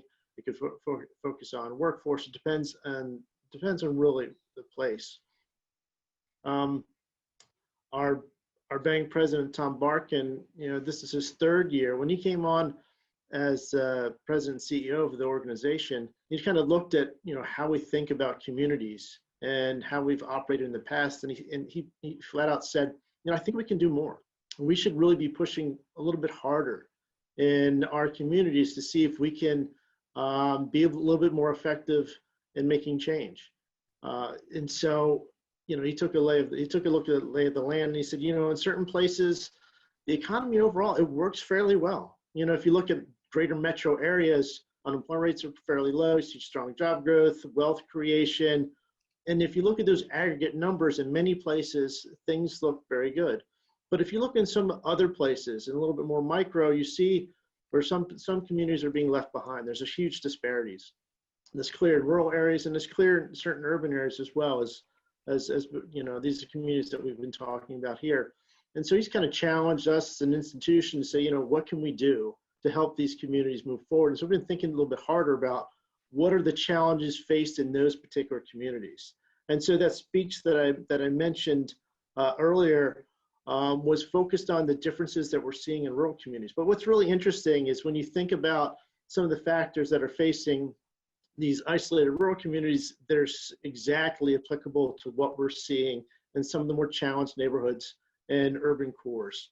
You know, there's isolation, there's issues with opportunity, access to things like broadband, there's, you know, marginalization, you know, and so what we've learned in those rural communities, we said, you know, let's start thinking about urban communities and see if somehow we can make a difference. And so, which is why when I met Frank and we started talking about Innovation Works and Ignite Capital, I thought this is the type of program that we were thinking about, because it really addresses some of the key issues. Most particularly is that, you know, a lot of the issues in these communities is that there's just not this infrastructure. I mean, everybody's been talking about this. There's not a lot of information. You know, information for an economist, I'm an economist by training, is key for markets. It's key for financial intermediation. It's tough to do things when you just have a lack of information. And what I think is great about this particular program, Innovation Works, is that what it does is it builds up information in a community that then people can look at and make decisions, which will help economic activity. So from a financial institution standpoint, they can, you know, Frank said it very well before, that, you know, institutions are not traditionally in these communities. And so now what you're building is a bunch of businesses which will have a track record, which they can look at as they go through the pipeline. Through Innovation Works, they'll have mentors, they'll have financials as they receive funding. And so that as they come out or nearing come out of the pipeline, you're going to have a number of businesses for which you've created a lot of information for which financial institutions can look at that and say, this is a bankable business. Whereas in the past, you just don't have that information flow, and makes it a challenge for whether it's a bank or it's a CDFI provide funds to these businesses, because there's just a lack of information. And so through the technical assistance and the program and the learning, you're creating these bankable business which will invite capital into the region. At the same time, for those business peoples, and it's been talked you know, by Paul and others, that through the technical assistance, you're minimizing the cost it is for businesses to acquire information about how to go about seeking capital, right? And so it works both ways, from the business side. It reduces these information costs. It gives them information at a subsidy, so it allows them to seek out that capital and other things that they need. And on the financial institution side, on the supply side of capital, it provides information which enables capital to flow more freely into the community. And so for that reason, I think the program is really exceptional and very innovative. And again, going back to your original question for us, why we're so interested, again, we would like to see, you know, greater growth throughout communities across our district. And this kind of really hits the mark in terms of providing that information flow, which I think will enable, you know, communities to grow faster. Thank you so much, Andy. Peter, did you want to pose, and we're trying to be mindful of time here. I want to make sure if there's any other questions that have popped up that we want to ask, or we want to start winding down. It's up to you, Peter. Sure, thanks. I mean, we've had a lot of great questions and so on. So I got a question from somebody who actually leads the CDFI here in Baltimore, and I thank them for joining us. They offer small business and real estate loans to the low and moderate income community, mostly minority community. And so they want to know flat out, how can they benefit from Ignite Capital funding as a CDFI? Is it possible that Ignite be willing to co-invest or participate in deals with them? They need loan loss reserve, they need lending capital. So I think this is an opportunity to kind of define what Ignite Capital in this model can do, and perhaps what it doesn't do, And then let me just ask one other quick question, which is we got a good question from somebody who is in local banking associations and state banking associations. And we thank all of the members of the Maryland Banking Association who joined us today. They want to know, has this model ever partnered with state banking associations, integrated this model? Has that worked in the past? So on. So I posed both questions. Got it. So I'll take the second one first. That's easier. The short answer is no, we have not. And then follow on with, we'd love to chat more and discuss the possibilities there. And to the question that Watson Bruce asked, Watson, thank you so much for asking that question. Yeah, definitely would love to talk more about that. There's clearly an opportunity there. I know as of right now, there are 2 entrepreneurs that we're serving at Ignite Capital that we've referred over to Baltimore Business Lending for support. And we've been having conversations around what does it look like to say, if you have this type of technical assistance program and we have this type of technical assistance program, how do we blend those 2 together to make sure we're not, duplicating our efforts and trying to train folks on the same topics and just honor the things that we bring to the table, right? So there's clearly plenty of room here in how we partner with local CDFIs, especially as part of that capital stack, right? We don't necessarily have to be the first in capital, but we want to make sure that we bring capital to the table where it makes sense, especially if we're serving underserved entrepreneurs, and also communities that are in economic distress, so LMI communities as well. So clearly plenty of opportunity there.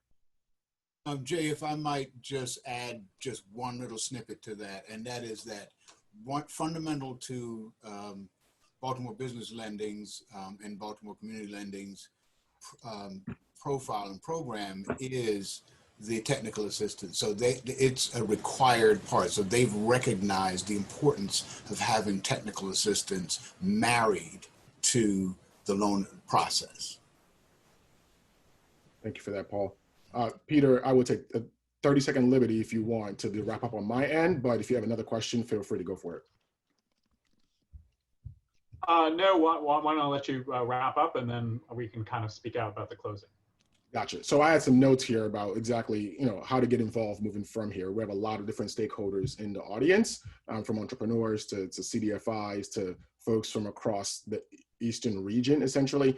And it's funny, one of my very first note said, how much more can Ignite Capital and IW do in partnering with local CDFIs, right? And I think there's a great opportunity there. I would love to, continue those conversations. And there are opportunities already existing. So there's a small business support fund that is hosted financially by Patty Chandler and her group at the Baltimore Community Fund in partnership with folks at the Casey Foundation. And we're part of a small cohort that are addressing issues like how can we do better with access to capital. Michelle Geis from Impact Hub is also on that group. So we're going to be tackling these issues together through those venues. Also, I think that banks have a significant role, obviously, as has been described by Augie and Marianne, in how we are helping to grow community economics. And those relationships can look very differently.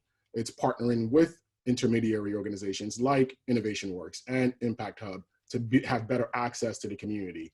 It is also making sure that small businesses have healthy banking relationships with banks in the city, right? We saw the challenges that came with even PPP loan applications, right? Because some business owners just didn't have a healthy, strong relationship with their banker. It was simply a transactional relationship. And in a crisis environment like that, that did not serve them very well. So there's much more we can do to start, bridging the divide that we have in some communities and financial institutions. The co-investor model I want to put out there as an opportunity for, banks and other types of individuals or institutions to think about, if I have specific ways that I do my investment that might not be completely in line with putting money into Ignite Capital, let's have a conversation about the capital stack and how you can support appropriate businesses that fit your model along with Ignite Capital at the right time.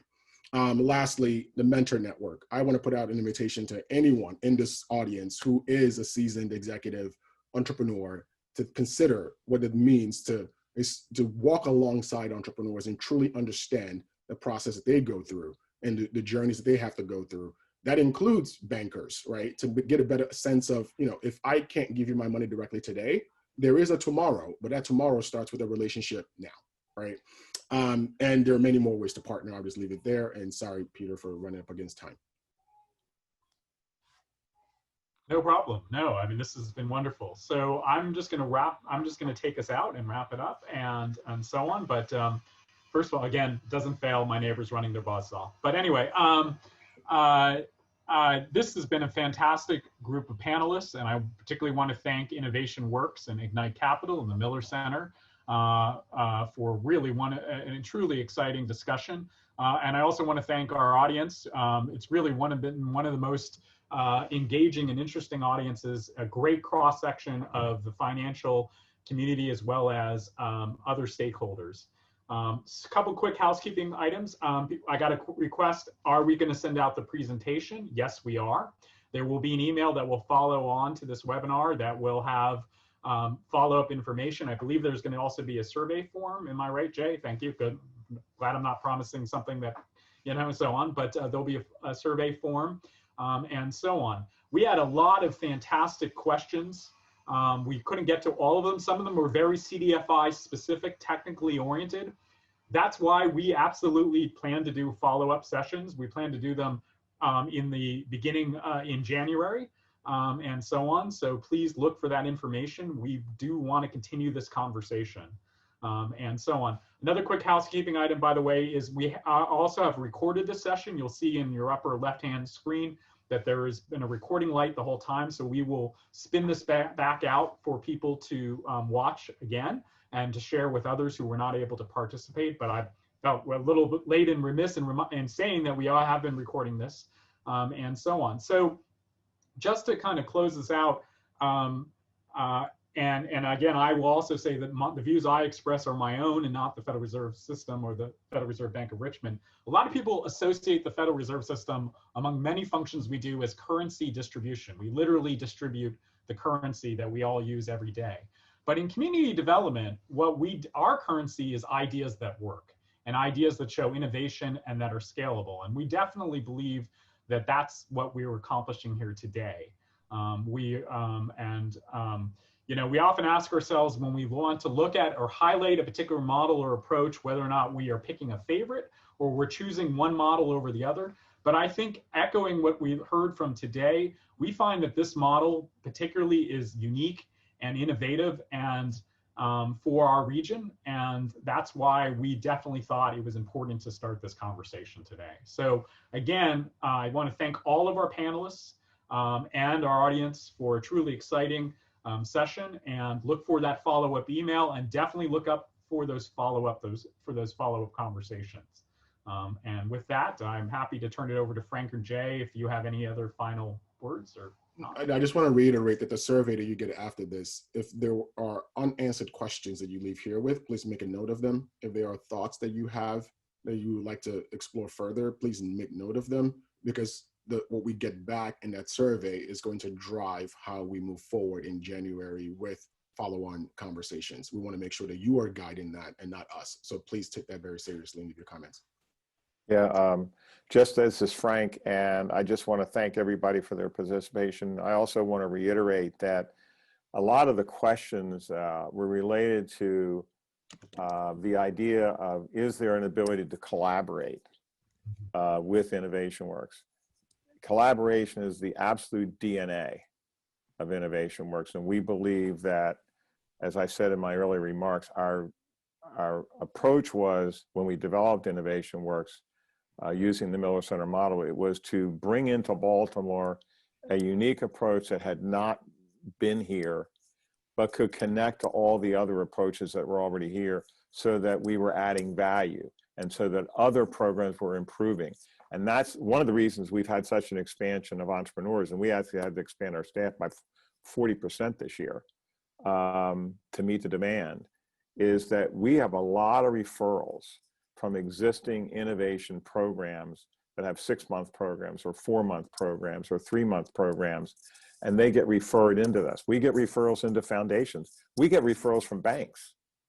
Okay, so I would encourage you that even if somebody is not yet bankable, and if they are in our target market, refer them in to Innovation Works. We want to interview them. We want to see if this is the next great idea and support them. So we really appreciate all of you attending. And when you get the slide deck, I think, Jay, at the back of the slide deck is contact information for each for the Fed, for Innovation Works, for Ignite Capital, and others, so that there's email addresses there where you can contact us with questions or interest in, and you can also follow us on LinkedIn and other social media platforms. Thank you all very much.